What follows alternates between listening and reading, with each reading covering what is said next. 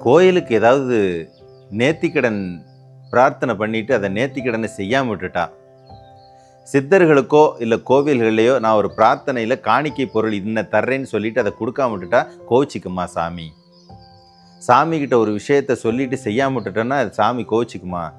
இல்லை சாமி ஏதாவது திட்டோன்னா, சித்தர்களை ஏதாவது திட்டோன்னா சித்தர்களை நம்மளை சபிச்சிருவாங்களா? சாமி நம்மளை தண்டிச்சிருமா? சூலாயுதமெல்லாம் வச்சுருக்குதே, வேலாயுதமெல்லாம் வச்சுருக்குதே, நம்மளை தண்டிச்சிருமா? இது பலருக்கு இருக்கக்கூடிய பயம். ஏன்னா நம்மளை அப்படித்தான் சொல்லி வளர்த்துருக்காங்க. இப்போ உண்மையிலே சாமி கோவிச்சுக்குமா, தண்டிக்குமா? சித்தர்கள் கோவிச்சிருவாங்களா, சாபம் கொடுப்பாங்களா? அப்படிங்கிறத பற்றி தான் இன்றைக்கி நாம் தெரிஞ்சுக்க போகிறோம்.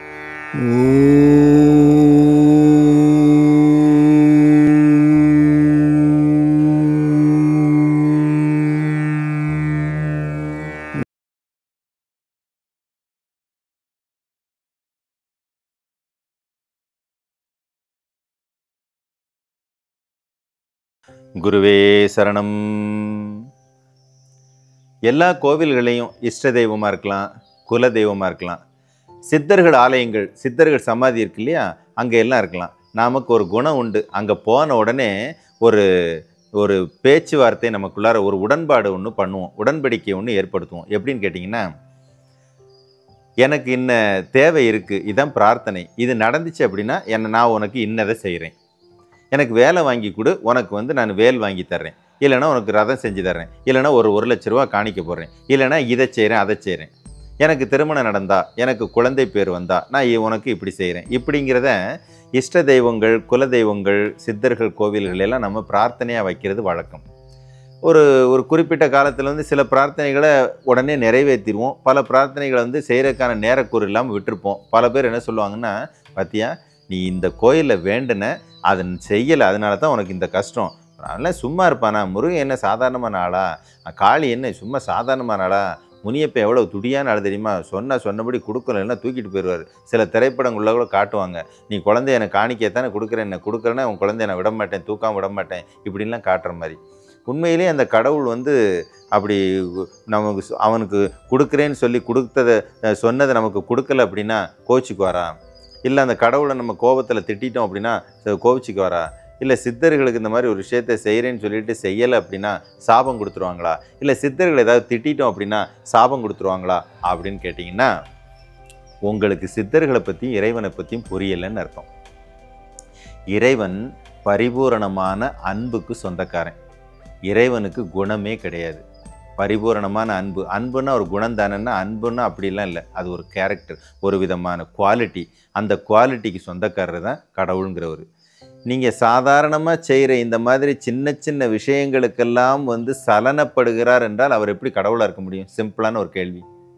இப்போ நான் சாதாரணமான மனுஷன், உங்களை பார்த்தோன்னே தெரியுது, விடியா தெரியாமல் பண்ணிட்டார், அவரை போய் இப்போ பேசி என்னத்துக்காக போகுது, அவர் தேவையெல்லாம் மனசை கஷ்டப்படுத்தணுமா இப்படின்னு சாமானியனான ஒரு மனிதனுக்கே தோணும்போது, சகல உயிர்களையும் படைத்ததாக சொல்லக்கூடிய அந்த இறைவனுக்கு சடக்குன்னு கோபம் வருது அப்படின்னா அவர் எப்படி கடவுளாக இருக்க முடியும்? சின்ன கேள்வி. சித்தர் நிலைங்கிறது மனிதனிலிருந்து பலவிதமான நிலைகளெல்லாம் கடந்த ஒரு உயர்நிலை. சித்தர் நிலைங்கிறது கிட்டத்தட்ட இறைநிலைக்கு இணையான ஒரு அற்புதமான நிலை. அதுக்கு எவ்வளவோ தியாகங்கள் பண்ணி நம்முடைய குணங்கள் எல்லாத்துலேயும் மாற்றங்கள் கொண்டு அவங்க ஜெயிச்சு வந்தவங்க. ஆனால் இப்படி சின்ன சின்ன விஷயங்களுக்கெல்லாம் கோபப்படுறாங்க அப்படின்னா எப்படி சித்தர்களை ஆகியிருக்க முடியும்னு யோசிச்சு பாருங்க. ஒரு சாதாரணமாக விளக்க வேண்டிய அகத்தியெல்லாம் சொல்கிறாரு, கோபம் கொள்ளாதீரும், கோபத்தை தள்ளு அப்படிங்கிறாரு. இன்னொரு சித்தர் சொல்கிறார், கோபம் கொள்ளாதீரும் மனமே. எல்லாருமே கோபமே வேண்டாங்கிறாங்க. அப்படி சொல்லிட்டு அவங்க சின்ன மாதிரி இப்படி தண்ணியை தெளித்து சபிச்சிடுறது, நீ இப்படி போ அப்படி போன்னு சொல்லி சபிச்சிருவாங்க அப்படின்னா இது ஏற்புடைய கருத்தை எப்படி இருக்க முடியும்? இந்த மாதிரி அடிப்படையில் விளக்க வேண்டிய கோபத்தை கூட விளக்குவதற்கு குவாலிட்டி இல்லாத ஒருத்தர் சித்தராயிட்டான்னு எப்படி நம்ப முடியும்? யோசிச்சு பாருங்க. அப்போது சாமியோ இல்லை சித்தரோ நீங்கள் செய்கிற செயல்களுக்கெல்லாம் அவங்க கோவப்பட மாட்டாங்க, புன்னகையுடன் கடந்து போயிடுவாங்க. காரணம் என்னென்னா, அவங்களாம் அந்த நிலையை கடந்த ஒரு உயர்நிலையில் இருக்கிறவங்க, தெய்வத்தோடு தெய்வமாக இணைந்த தெய்வீக நிலையில் இருக்கிறவங்க. அவங்க இந்த மாதிரி விஷயத்துக்கெல்லாம் முதல்ல சலனமே பட மாட்டாங்க. ஆனால் இப்படி சொன்னாங்க அப்படின்னா அதுக்கு பின்னாடி ஒரு அர்த்தம் இருந்துச்சு. அப்படி ஒரு பயத்திலேயாவது மனிதன் ஒழுக்கத்துடன் இருப்பான் அப்படிங்கிற நினப்பில் தான் அந்த பயத்தை நம்மகிட்ட சொல்லி வச்சாங்களே ஒழிய, சூலாயுதத்தை வச்சுருக்க சாமி அப்படியே சினிமாவில் காட்டுற மாதிரி குத்தி கிழிச்சிரும் அப்படின்னோ அதெல்லாம் அவங்களுக்கு தெரியாது. நம்ம கலாச்சாரத்தில் சத்துருவையும் கூட சம்ஹரிக்கத்தான் சொல்லியிருக்காங்களே ஒழிய அழிக்க சொல்லியே தரல. சம்ஹரித்தல் அப்படின்னா சத்துருவை சத்துருவாக எண்ணாதே, நண்பனாக நினை, சம்ஹரி, அரவணை அப்படின்னு சொல்லி கொடுத்துருக்காங்க. அப்படிப்பட்ட கலாச்சாரத்தில் கடவுள் கோபப்படுவார், சபிச்சிருவாருங்கிற கதை நம்பும்படியாக இருக்குது? அதெல்லாம் ஒன்றுமே செய்ய மாட்டாங்க.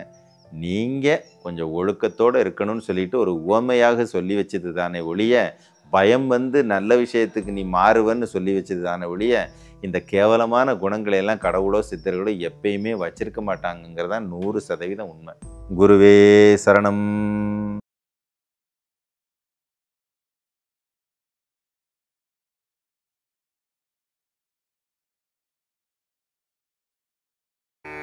ஓ